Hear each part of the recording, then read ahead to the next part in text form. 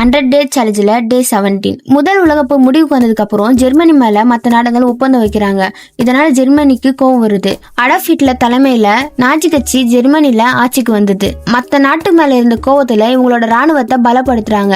1939 Germany Poland நாட்டு மேல படையெடுத்து அதிகாரப்பூர்வமா போர் தொடங்குச்சு. இதனால உலகமே 2 அணியா பிரிது. ஜெர்மனி, இத்தாலி, ஜப்பான் அச்சு நாடுகளாகவும், பிரிட்டன், பிரான்ஸ், ரஷ்யா, அமெரிக்கா நேச நாடுகளாகவும் டீம் ஃபார்ம் பண்ணாங்க.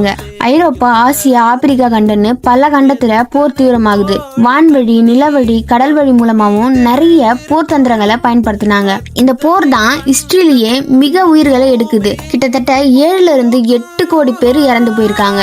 ஜெர்மனி கூட்டணியான ராஜ்யம் மூலமா பல யூதர்களும் சிறுபான்மையினர்களும் கொல்லப்படுறாங்க. முக்கியமா 1945 அமெரிக்கா ஜப்பான் நாடான ஹிரோஷிமா, நாகசாகி நகரத்துல அணுகுண்டு வீசிச்சு. இதனால அந்த நாடே அழிஞ்சு போகுது. கடைசியா ஜெர்மனியும் ஜப்பானும் தோல்வி ஒத்துக்கிட்டு சரணடைஞ்சிச்சு. செப்டம்பர் 2, 1945 2ஆம் உலக போர் முடிவுக்கு வந்துச்சு. உலக அமைதிக்காக ஐக்கிய சபை உருவாச்சு. நாளைக்கு பார்க்கலாம்.